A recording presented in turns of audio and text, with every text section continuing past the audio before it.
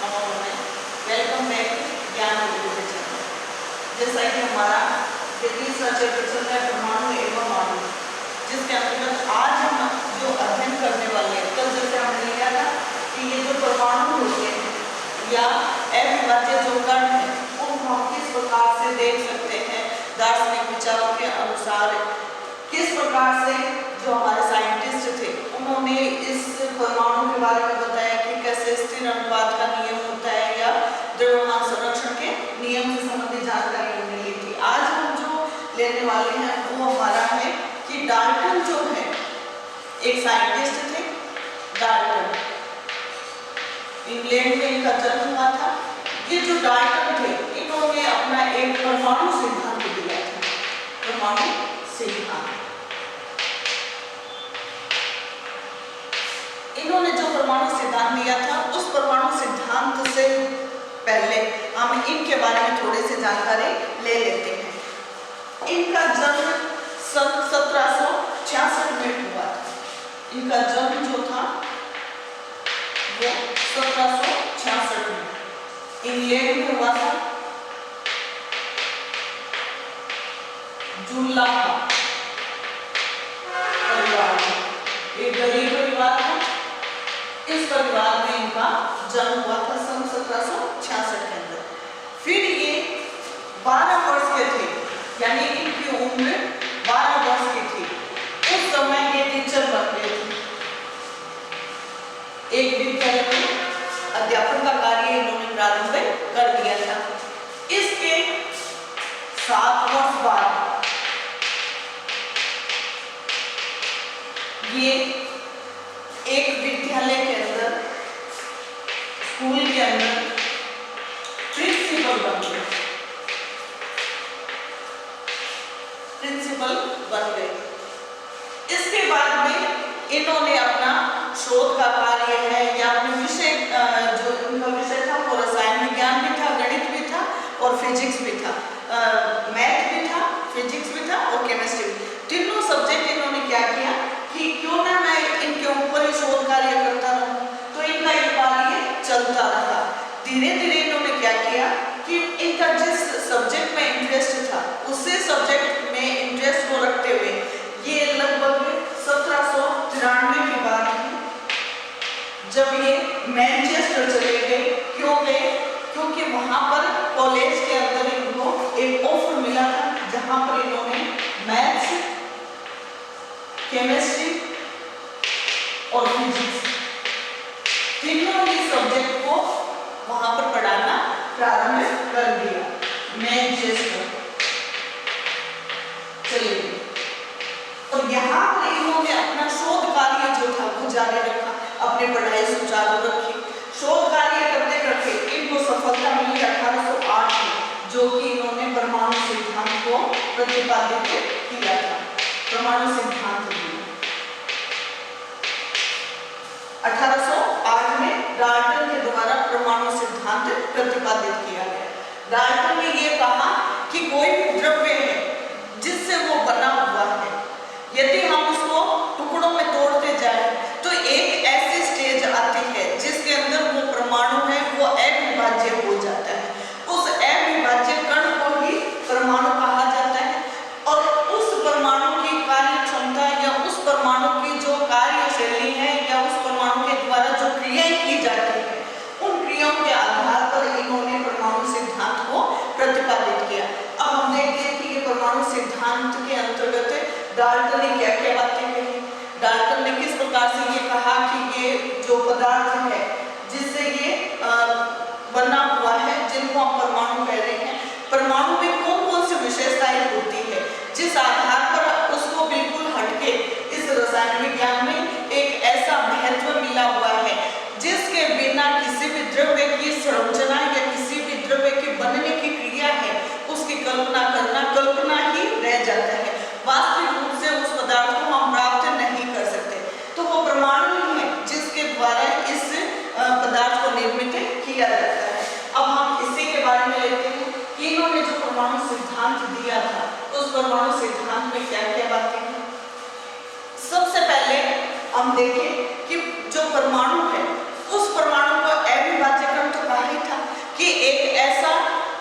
अविभाज्यकरण है जिसको और अधिक विभाजित नहीं किया जा सकता। तो इसके लिए सबसे पहले इन्होंने ये बताया कि कोई भी द्रव्य या पदार्थ वह परमाणु से बना है, परमाणु से बना हुआ है, और ये परमाणु जो है, ये जो परमाणु होते हैं वो रासायनिक अभिक्रिया में भाग लेते हैं। परमाणु से बने रासायनिक अभिक्रिया में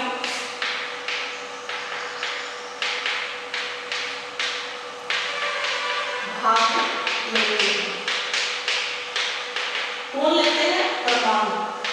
परमाणु बने कोई भी द्रव्य या पदार्थ वो परमाणु से बने और परमाणु रासायनिक अभिक्रियाओं में हिस्सा लेती है।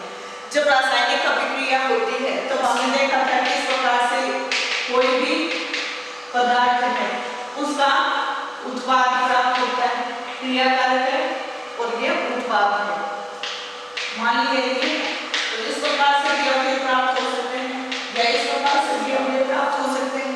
तो कोई भी अवयव जो हमें प्राप्त हो रहा है उस अवयव में हम हमेशा ये देखेंगे कि जिनसे वो मिलकर के बना हुआ है या जो अवयव यहाँ पर हिस्सा लेते हैं उसी अवयव से मिलकर के किसी नए उत्पाद की उत्पत्ति होती है। ठीक है। अब दूसरा ये यदि रासायनिक अभिक्रिया में कौन हिस्सा ले रहा है? परमाणु ले रहा है, जिससे कि वो द्रव्य या पदार्थ बना हुआ है। दूसरा यदि हम देखें कि जो ये अविभाज्य सूक्ष्म कण है जिसको हम परमाणु कह रहे हैं, ये परमाणु जब रासायनिक अभिक्रिया में हिस्सा लेता है तो उस समय हम देख सकते हैं कि ना तो इस परमाणु को उसमें उत्पन्न किया जा सकता है, ना ही उस परमाणु को वहां से निष्कासित किया जा सकता है। जैसे एग्जाम्पल के द्वारा भी हम समझेंगे कि जो परमाणु है वो परमाणु अविभाज्य कण है। जब ये रासायनिक अभिक्रिया में भाग लेता है या रासायनिक जब इस परमाणु जब एक परमाणु के द्वारा किसी रासायनिक अभिक्रिया दोहराई जाती है या रासायनिक अभिक्रिया की जाती है, उस समय जब इनकी भागीदारी होती है तो उस रासायनिक अभिक्रिया के अंदर परमाणु को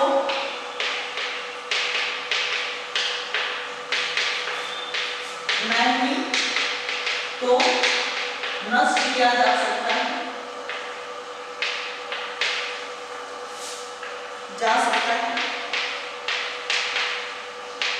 और नहीं उत्पन्न किया जा सकता है।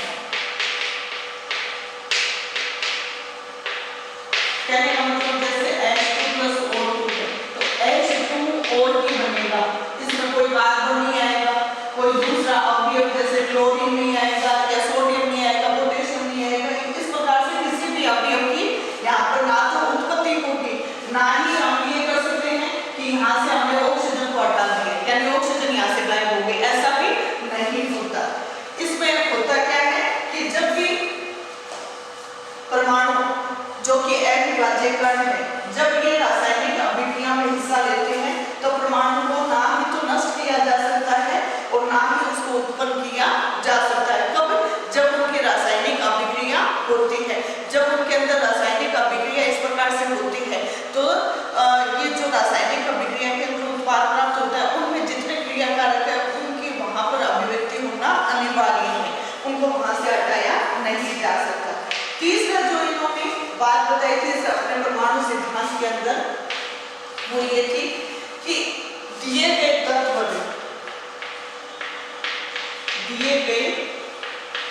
तत्व परमाणु कोई भी हमें तत्व दिया है, उस तत्व के अंदर जो परमाणु मौजूद होते हैं उस परमाणु के अंदर जितने भी वो परमाणु है उनका द्रव्यमान है वो हमेशा क्या रहेगा? स्थिर रहेगा। द्रव्यमान स्थिर रहेगा, उसके उसके जो रासायनिक गुण धर्म होंगे वो भी क्या होंगे, समान रहेंगे। तो दिए गए तत्व में परमाणु, जितने भी परमाणु हो, कोई भी संख्या हो सकती है, जो भी परमाणु है, जैसे हम यहाँ पर लिख देते हैं सभी परमाणु, कितनी भी संख्या में हो, 2 हो, 4 हो, 3 हो, कितनी भी संख्या में हो, तो दिए गए तत्व में सभी परमाणु के द्रव्यमान व रासायनिक गुण धर्म क्या होते हैं, समान होते हैं। ठीक है, ये बात किसकी है, जब एक तत्व की बात करें, उस एक तत्व के अंदर जितने भी परमाणु होंगे, क्योंकि एक तत्व के अंदर बहुत सारी संख्या में परमाणु होते हैं, लाखों की संख्या में हो सकते हैं, हजारों की संख्या में हो सकते हैं, वो मिलकर के उस एक तत्व को बना रहे हैं। तो जितने भी उसमें परमाणु होंगे वो सभी परमाणु समान द्रव्यमान वाले और रासायनिक गुण धर्मों में भी उनमें क्या पाई जाएगी, समानताएं पाई जाएंगी। अब इसी का थोड़ा सा ऑपोजिट ले लें, इसमें तो दिए गए एक तत्व की बात है। अब मान लीजिए भिन्न भिन्न तत्व है, भिन्न भिन्न तत्व है, उस तत्व में जो परमाणु होंगे, परमाणुओं में द्रव्यमान, परमाणुओं के द्रव्यमान और रासायनिक गुण धर्म क्या होंगे, असमान होंगे। क्यों होंगे, क्योंकि यहाँ पर भिन्न भिन्न तत्व की बात चल रही है, जैसे हाइड्रोजन की बात हो गई, ऑक्सीजन की हो गई, अलग अलग हो गए, भिन्न प्रकार के हो गए, क्लोरीन हो गया, सोडियम हो गया या पोटेशियम हो गया। इनमें जैसे अकेले किसी तत्व की बात करेंगे तो क्या होगा, उनका द्रव्यमान और रासायनिक गुण धर्म समान होंगे। लेकिन यहाँ पर बात क्या हो रही है, अलग अलग तत्वों के परमाणुओं की हो रही है। तो भिन्न भिन्न तत्व में जो परमाणु होते हैं, उन परमाणुओं के जो गुण धर्म होंगे भिन्न भिन्न होंगे। तो भिन्न भिन्न प्रकार से, यानी इनके ना तो रासायनिक गुण धर्म समान होंगे, ना ही इनके कोई भी जो द्रव्यमान है उसमें समानता पाई जाएगी। तो ये स्थिति कब होगी, जब हम भिन्न भिन्न प्रकार के किसी परमाणु के बारे में बात करेंगे। अब इन्होंने एक बात ये कही कि जब तत्व के परमाणु आपस में संयोग करते हैं तो वो जो उनकी परमाणुओं की संख्या होती है वो एक पूर्ण संख्या होती है। उसमें हम ये नहीं कह सकते कि कोई भी तत्व है उसका परमाणु, जैसे हाइड्रोजन है, हाइड्रोजन का जो परमाणु है उसकी संख्या जैसे 1.5 संख्या में हिस्सा लिया या 2.4 की संख्या में हिस्सा लिया, ऐसा नहीं होता। या तो उसका एक परमाणु हिस्सा लेगा या उसका 2 लेगा या 3 या 4, इस प्रकार से पूर्ण संख्या होगी और एक छोटी संख्या होगी। उस छोटी संख्या और पूर्ण संख्या के आधार पर वो तत्वों के परमाणु आपस में क्रिया करके किसी नवीन यौगिक की उत्पत्ति करते हैं। तो भिन्न भिन्न प्रकार के जो तत्व होते हैं उनके परमाणु परस्पर छोटे से छोटे और पूर्ण संख्या में भिन्न भिन्न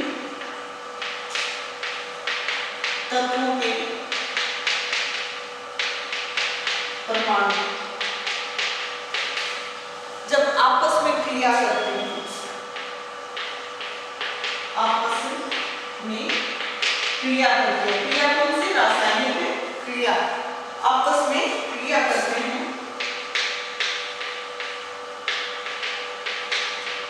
ये एक छोटी व पूर्ण संख्या में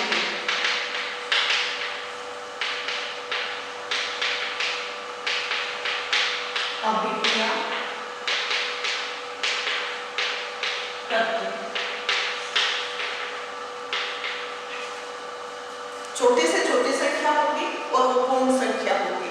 जैसे कम से कम 2 की संख्या में आ गए, 3 की संख्या में आ गए, 4 की संख्या में आ गए। तो इस प्रकार से कहने का मतलब कि संपूर्ण संख्या छोटी होगी और पूर्ण संख्या के अंदर ही वो एक निश्चित अनुपात में ही, पूर्ण संख्या अनुपात में ही आपस में अभिक्रिया करते हैं। इस प्रकार से यह आपस में क्रिया करके किसी नवीन यौगिक को उत्पन्न करते हैं। यदि हम बात करें बने हुए यौगिक की, तो कोई भी यौगिक को उसमें परमाणुओं की जो सापेक्ष संख्या है या परमाणुओं की जो निश्चितता है या उनका जो प्रकार है वो क्या होता है, निश्चित होता है। प्रकार का मतलब जैसे हाइड्रोजन है, जल के अणु की बात करें तो इसमें हाइड्रोजन 2 की संख्या में भाग ले रहा है और एक ऑक्सीजन का परमाणु है। इनके अंदर जितने भी तत्व हैं वो मिलकर इस संख्या को इस यौगिक को बना रहे हैं। तो प्रत्येक यौगिक के अंदर जो परमाणु है उसकी सापेक्ष संख्या होगी और उनका प्रकार भी क्या होगा, निश्चित होगा। तो सभी किसी भी यौगिक में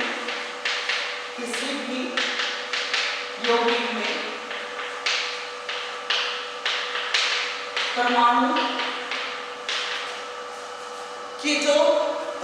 की जो सापेक्ष संख्या है, परमाणु की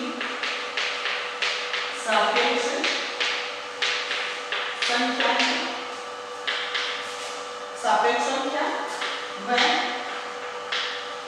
जो इनमें हिस्सा लेकर के हिस्सा लेते हैं उसका जो निश्चितता होती है वो उस परमाणु के आकार पर भी डिपेंड करती है। तो आकार और ये जो सापेक्ष संख्या और आकार है वो क्या होते हैं, नियत रहते हैं, निश्चित रहते हैं।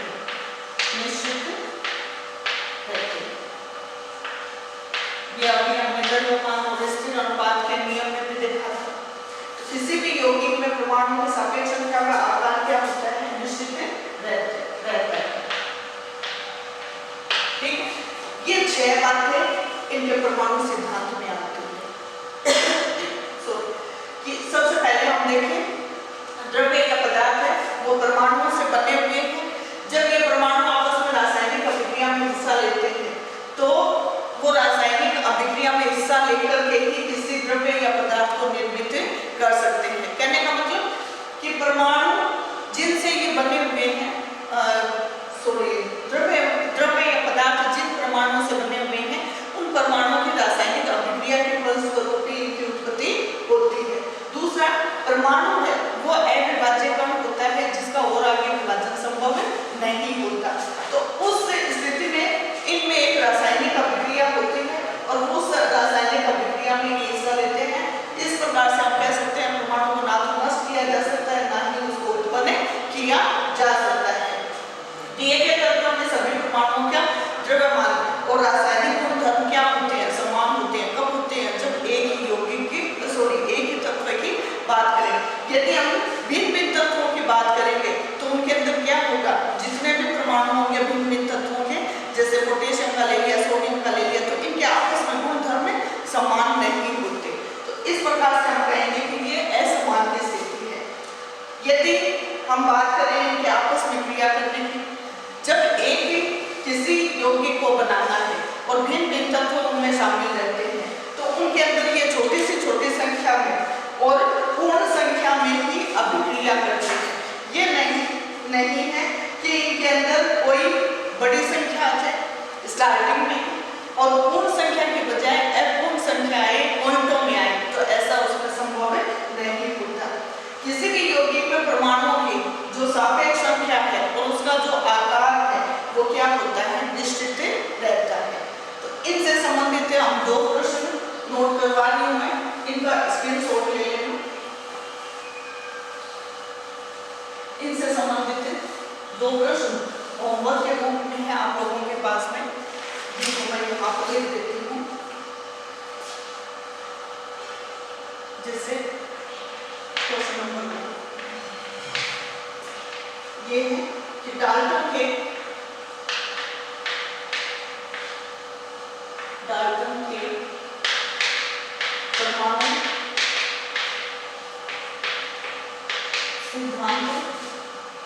परमाणु सिद्धांत का कौन सा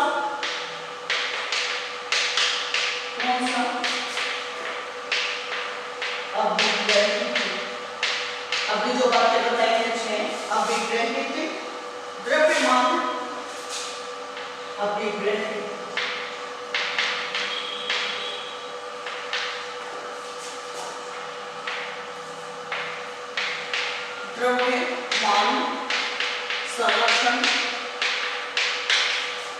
द्रव्यमान संरक्षण नियम का परिणाम है।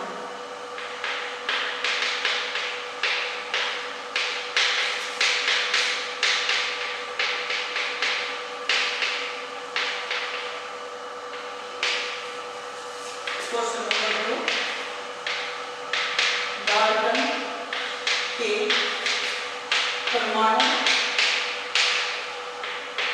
सिद्धांत का कौन सा